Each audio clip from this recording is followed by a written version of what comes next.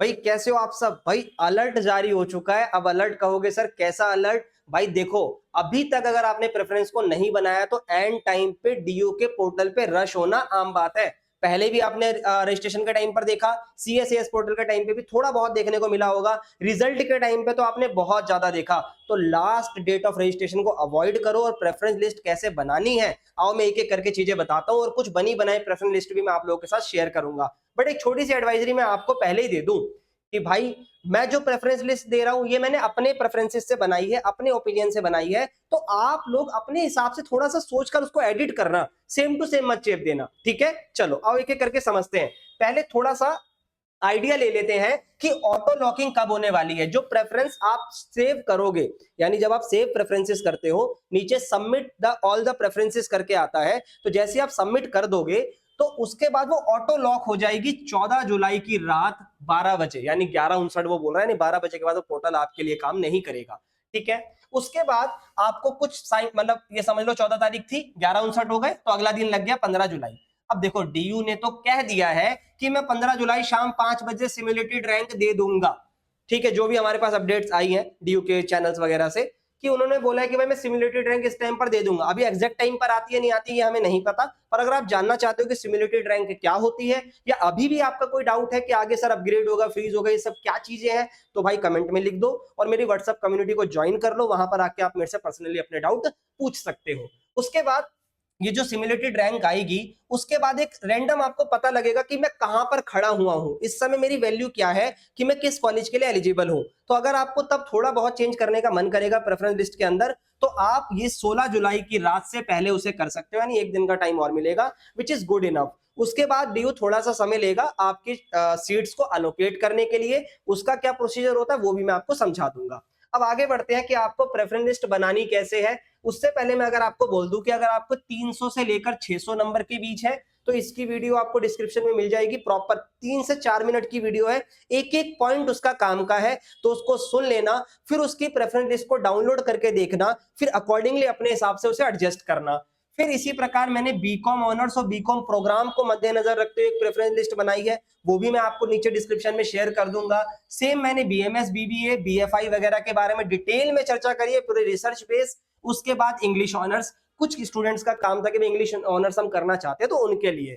फिर भी सर अगर मैं प्रेफरेंस लिस्ट बनाना चाहूं तो मैं कैसे बना सकता हूं? तो भाई देखो, पहले कोर्स और कॉलेज में अपने आप को क्लैरिटी दो, वो आपका थॉट प्रोसेस है। मैं अपना थॉट प्रोसेस बताता हूं, जो मेरे एक्सपीरियंसेस कहते हैं कि भाई सबसे पहले टॉप कॉलेजेस को डालो। ऐसा मत करना कि सारे बीकॉम ऑनर्स के कॉलेज आपने डाल दिए, नहीं, आप बीकॉम प्रोग्राम भी बीच में डाल दो। पर कैसे?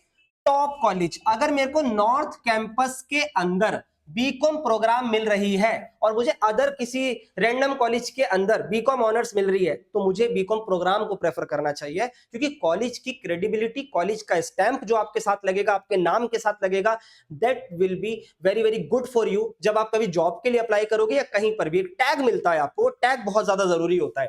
ठीक है, तो मेरी प्रेफरेंसेस क्या है कॉमर्स वाले बच्चों के लिए? याद रखना, टॉप कॉलेज में आपका BCom honours, BCom programme, BA programme जिसमें कॉमर्स, एंटरप्रेन्योरशिप ये वाले कोर्सेज आते हैं, फिर अदर कोर्सेज। अब इसके अंदर अगर किसी बच्चे को इको ऑनर्स ऐड करनी है, तो वो अपनी प्रेफरेंस के हिसाब से ऊपर नीचे कर सकता है। कोई बीएमएस वाला बच्चा है तो वो टॉप पर उसे रख सकता है। तो ये सब चीजें अपने हिसाब से सोचनी है। ठीक है, सबका थॉट प्रोसेस अलग है, तो उस चीज को दिमाग में रखना है। फिर उसके बाद आप नॉर्मल कॉलेजेस को कंसीडर करोगे, मींस जो और कॉलेजेस आते हैं उसमें भी सेम यही ऑर्डर फॉलो करना। ठीक है, इसके बाद भी आपके पास काफी स्पेस बचेगा, तो जितने कॉलेजेस और बच गए उनके भी बीकॉम ऑनर्स और बीकॉम प्रोग्राम को डाल देना। फिर आपको वोकेशनल वाले कोर्सेज को भी डाल देना चाहिए मेरे ओपिनियन में, कि भाई अगर कुछ नहीं मिल रहा तो ड्रॉप ईयर ना बने, मुझे रेगुलर कॉलेज में कुछ बेटर कोर्स मिले, ताकि नेक्स्ट ईयर जब मैं ट्राई करूं तो मेरे पास एक ऑप्शन ऑलरेडी हो।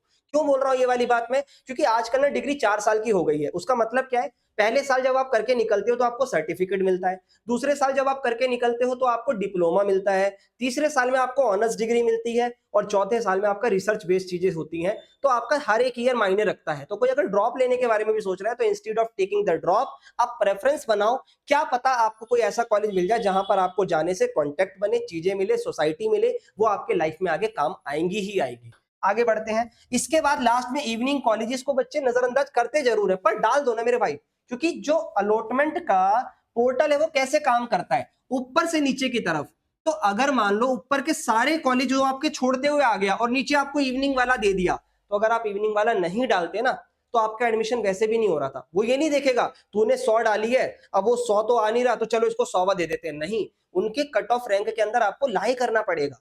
तो जितनी ज्यादा प्रेफरेंसेस बनाओगे आपके लिए बेटर है, पर टॉप टू बॉटम जाना है, जो मर्जी जहां मर्जी नहीं डालना है। अगर मैं चाहता हूं मुझे एसआरसीसी मिले पर मेरे नंबर 1000 में से 300 आए हैं, तो क्या मैं डालू ना डालू? अगर मैंने टॉप में एसआरसीसी डाल भी दिया, अब मेरा वो नहीं आ रहा, तो ये ऑटोमेटिक एलिमिनेट होगा।